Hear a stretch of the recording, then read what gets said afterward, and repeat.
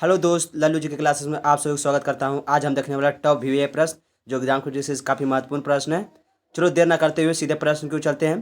पहला प्रश्न बोल रहा है कि मेगास्थनीज चंद्रगुप्त मौर्य के कार्यकाल में आया था। ठीक है, बताना है दोस्त कि मेगास्थनी जो था चंद्रगुप्त मौर्य के कार्यकाल में आया था। ठीक है, पहला बोल रहा है कि एक आक्रमणकारी। ठीक है, भीम बोल रहा है राजदूत, सिंह बोल रहा है पुजारी, डिम बोल रहा है मंत्री। इसका सही जवाब क्या हो जाएगा? जिनको जो क्वेश्चन का आंसर आता है वो अपना कमेंट बॉक्स में डालते चलिएगा। ठीक है, इसका सही जवाब हो जाएगा राजदूत। राजदूत मेगास्थनी जो था चंद्रगुप्त मौर्य के राजदूत बन के आया था। ठीक है दोस्त, बताना दोस्त। इसमें पूछा जाता है, इससे पूछा जाता है कि इंडिका इंडिका पुस्तक किसके द्वारा लिखा गया? इंडिका पुस्तक आप लोग याद रखिएगा किसके द्वारा? तो मेगास्थनी द्वारा इंडिका पुस्तक लिखा गया। अब बताना दोस्त, इससे पूछा जाता है कि पाली ब्रोथा। ठीक है, पाली ब्रोथा किसने कहा था पाटलिपुत्रा को? तो पाली ब्रोथा किसने कहा था? तो मेगास्थनी जी ही कहा था पाटलिपुत्रा को पाली ब्रोथा कहा था। ठीक है दोस्त, चलते हैं दोस्त। जैसे कि इंडिका पुस्तक में ही एक फैक्ट आप लोग ध्यान रखिएगा। जैसे पूछा जाता है कि इंडिका पुस्तक में ही भारतीय समाज को कितने वर्ग में बांटा है? तो आप लोग याद रखिएगा 7 वर्ग में। ठीक है, 7 वर्ग में भारतीय समाज को बांटा गया है। ठीक है दोस्त, चलते हैं अगले क्वेश्चन की ओर। दूसरा नंबर क्वेश्चन क्या बोल रहा है? दूसरा नंबर क्वेश्चन बोल रहा है कि गुरु गोविंद सिंह ने शिक्षा कहाँ सीखी थी? बताना है दोस्त कि गुरु गोविंद सिंह ने शिक्षा कहाँ सीखी थी। इसका इसका आंसर आप लोग को बताना है। ठीक है, तो इसका सही जवाब क्या हो जाएगा? पहला बोल रहा है लाहौर। ठीक है, बीम बोल रहा है अमृतसर, सिंह बोल रहा है पटना और डीम बोल रहा है अम्बाला। तो इसका सही जवाब क्या हो जाएगा? इसका सही जवाब हो जाएगा पटना। पटना में गुरु गोविंद सिंह ने शिक्षा सीखा था। ठीक है दोस्त, बताना दोस्त। जैसे पूछा जाता है बार बार क्वेश्चन में कि इनका गुरु गोविंद सिंह का जो जन्म हुआ था वो कहाँ हुआ था? तो गुरु गोविंद सिंह का जन्म पटना में ही हुआ था। ठीक है दोस्त, इसका जन्म कब हुआ था? तो याद रखिएगा आप लोग 5 जनवरी। ठीक है, 5 जनवरी 1666 में पटना सिटी में हुआ था। ठीक है दोस्त, बताना दोस्त। गुरु गोविंद सिंह जी थे इक्कीसवें नंबर के गुरु थे। तो गुरु गोविंद सिंह जी थे वो 10वें नंबर के गुरु थे। अंतिम गुरु भी गुरु गोविंद सिंह ही थे। ठीक है दोस्त, बताना दोस्त। जैसे पूछा जाता है क्वेश्चन में कि गुरु गोविंद सिंह जो थे वो क्या था? सिख धर्म के संस्थापक कौन थे? तो गुरु गोविंद सिंह थे। ठीक है दोस्त, चलते हैं अगले क्वेश्चन की ओर। क्वेश्चन नंबर तीसरा क्या बोल रहा है?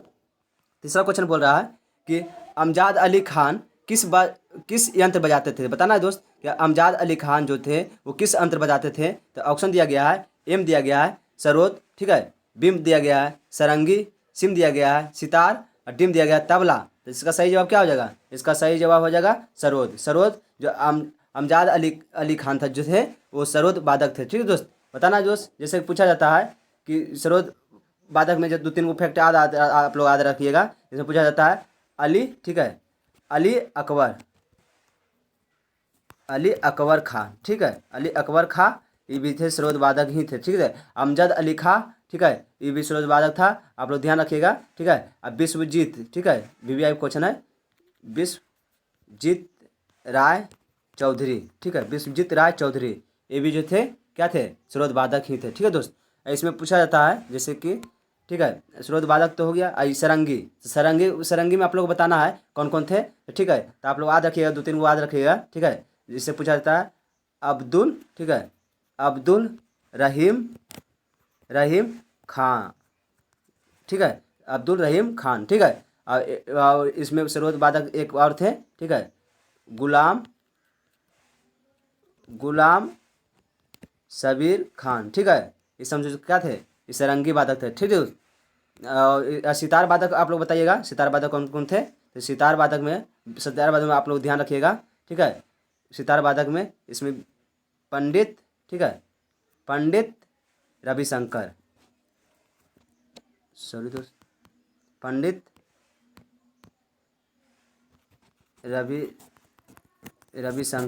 रविशंकर। ठीक है, हम बोल देते हैं, आप लोग ध्यान रखिएगा निखाल। ठीक है, निखाल बनर्जी। ठीक है, निखाल बनर्जी हो गया, पंडित रविशंकर हो गया, निखाल बनर्जी हो गया।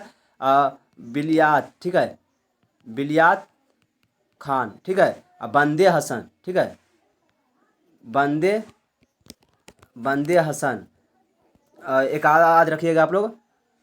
ठीक है, शहीद परवेज ये समझ क्या था? सितार वादक थे। ठीक है दोस्त, तबला वादक में चलते हैं। तो तबला वादक में क्या कौन कौन हो जाएगा?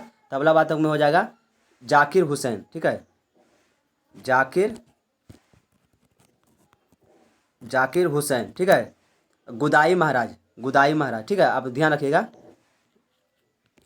गुदाई, गुदाई महाराज, ये समझ क्या था, ये सब तबला वादक था, ठीक है दोस्त। चलते हैं अगला क्वेश्चन की ओर। क्वेश्चन नंबर चौथा क्या बोल रहा है, क्वेश्चन नंबर चौथा बोल रहा है कि 18वीं शताब्दी में किस देश ने जर्मनी पर शासन किया, ठीक है, बताना है दोस्त। 18वीं शताब्दी में किस देश ने जर्मनी पर शासन किया था। तो ऑप्शन आप लोग के बीच दिया गया है, ठीक है। और जिनको जो क्वेश्चन का आंसर याद है वो अपना कमेंट बॉक्स में डालते जाइएगा। और जो भी लल्लू जी के क्लासेस का सब्सक्राइब नहीं किए हैं वो सब्सक्राइब कर लीजिएगा, ठीक है। और बेल आइकन को दबा दीजिएगा ताकि हम कोई भी वीडियो डालें आप लोग का नोटिफिकेशन तुरंत पहुंच जाए, ठीक है दोस्त। चलते हैं, इसका सही जवाब क्या हो जाएगा। तो ऑप्शन दिया गया है, एम दिया गया इंग्लैंड, ठीक है, बीम दिया गया ऑस्ट्रेलिया, सिम दिया गया फ्रांस और डीम दिया गया चीन। तो इसका सही जवाब क्या हो जाएगा, इसका सही जवाब ऑस्ट्रेलिया। ऑस्ट्रेलिया जो था 18वीं शताब्दी में जर्मनी पर शासन किया था, ठीक है दोस्त। बताना है दोस्त, जैसे कि पूछा जाता है क्वेश्चन, ठीक है। जर्मनी का एकीकरण, ठीक है, जर्मनी का एकीकरण कब हुआ था। जर्मनी का एकीकरण आप लोग ध्यान रखिएगा 1817 में, 1817 में जर्मनी का एकीकरण हुआ था, ठीक है दोस्त। बताना है दोस्त, जर्मनी का एकीकरण का मुख्य योगदान किसका था दोस्त। तो जर्मनी का एकीकरण का मुख्य योगदान किसका था, तो बिस्मार्क, ठीक है, आप लोग ध्यान रखिएगा। बिस्मार्क था, ठीक है। बिस्मार्क कहाँ का था दोस्त, तो पर्सा, ठीक है, पर्सा का शासक था, ठीक है, पर्सा का शासक था। चलते हैं अगले क्वेश्चन की ओर। क्वेश्चन नंबर 5 क्या बोल रहा है, क्वेश्चन नंबर 5 बोल रहा है, 5 नंबर बोल रहा है कि भारत को दो, ठीक है, भारत के दोनों लोकसभा और राज्यसभा में कोरम के लिए कुल सदस्यों की संख्या कितनी है, ठीक है। बताना है दोस्त कि भारत को दोनों लोकसभा और राज्यसभा में कोरमों के लिए कुल सदस्यों की संख्या कितनी है, ठीक है। तो ऑप्शन दिया गया आप लोग के बीच, ठीक है। ऑप्शन दिया गया 1/20, ठीक है, बीम दिया गया, एम दिया गया 1/20, बीम दिया गया 1/10, सिम दिया गया 1/15 और डिम दिया गया 1/33। तो इसका सही जवाब क्या हो जाएगा, इसका सही जवाब हो जाएगा 1/10। 1/10 जो है लोकसभा और राज्यसभा में कोरमों के कुल सदस्यों की संख्या होता है, ठीक है दोस्त। बताना है दोस्त, जैसे पूछा जाता है कि अनुच्छेद 100 में गणपूर्ति की व्यवस्था किया गया, जैसे यानी कि कोरम की व्यवस्था किया गया है कैमा अनुच्छेद में, अनुच्छेद 100 में, आप लोग ध्यान रखिएगा, ठीक है। चलते हैं अगले क्वेश्चन की ओर। क्वेश्चन नंबर 6 क्या बोल रहा है, क्वेश्चन नंबर 6 क्वेश्चन बोल रहा है कि H1N1 किसके द्वारा होता है, ठीक है दोस्त। बताना है कि H1N1 किसके द्वारा होता है। तो ऑप्शन दिया गया आप लोग के बीच, ठीक है। जो भी जिनका जो क्वेश्चन का आंसर आ जाता है वो अपना कमेंट में डालते चलिएगा, ठीक है। और लास्ट में हमें बताइएगा कि आप लोग को कितना सही हो रहा है, ठीक है। तो ऑप्शन दिया गया है, ए बोल रहा है विषाणु, ठीक है, बी बोल रहा है जीवाणु, सिम बोल रहा है कवक और डीम बोल रहा है पता नहीं, ठीक है। तो ऑप्शन देखना है कि H1N1 किसके द्वारा होता है। तो आप लोग ध्यान रखिएगा विषाणु के द्वारा होता है, ठीक है दोस्त। H1N1 किसके द्वारा होता है, तो विषाणु के द्वारा होता है, ठीक है दोस्त। बताना दोस्त, जैसे पूछा जाता है H1N1, ठीक है, H1N1 इसे स्वाइन, ठीक है, स्वाइन फ्लू कहा जाता है, ठीक है, स्वाइन फ्लू। अगर स्वाइन फ्लू पूछे तो आप लोग ध्यान रखिएगा H1N1। अगर जो पूछे बर्ड फ्लू, ठीक है, बर्ड फ्लू पूछे तो आप लोग ध्यान रखिएगा H5, ठीक है, N1, ठीक है, बर्ड फ्लू पूछे तो H5N1 हो जाएगा, ठीक है दोस्त। चलता है ए बी जो होता है विषाणु का कारण होता है, ठीक है, आप लोग ध्यान रखिएगा। चलते हैं अगले क्वेश्चन की ओर। क्वेश्चन नंबर 7 क्वेश्चन नंबर 7 बोल रहा है, क्वेश्चन नंबर 7 बोल रहा है कि गुप्त वंश का अंतिम शासक कौन था, ठीक है दोस्त। बताना है कि गुप्त वंश का अंतिम शासक कौन था। तो ऑप्शन दिया गया आप लोग के, ठीक है, आप लोग इसका सही जवाब बताना है।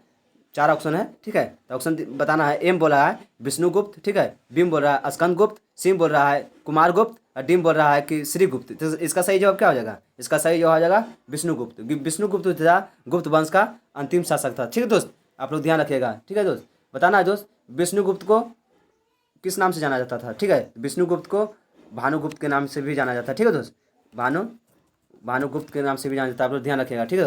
बताना दोस्त, जैसे पूछा जाता है कि गुप्त वंश का संस्थापक कौन था। तो गुप्त वंश का संस्थापक कौन था, तो आप लोग ध्यान रखिएगा श्रीगुप्त जो थे गुप्त वंश का संस्थापक था। अगर इसी में पूछा जाता है कि गुप्त वंश का वास्तविक संस्थापक कौन था, तो आप लोग ध्यान रखिएगा गुप्त वंश का वास्तविक संस्थापक हो जाएगा चंद्रगुप्त द्वितीय, ठीक है, चंद्रगुप्त द्वितीय, ध्यान रखिएगा, ठीक है दोस्त। चलते हैं अगले क्वेश्चन की ओर, ठीक है। क्वेश्चन नंबर 8 बोल रहा है कि अकबर के दरबार में कितने रत्न थे, ठीक है। बताना है दोस्त कि अकबर के दरबार में कितने रत्न थे। तो ऑप्शन दिया गया आप लोग के बीच, ठीक है। तो एम बोल रहा है 7, ठीक है, बीम बोल रहा है 9 और सिम बोल रहा है 100 और डीम बोल रहा है 24। तो इसका सही जवाब क्या हो जाएगा, इसका सही जवाब आ जाएगा 9।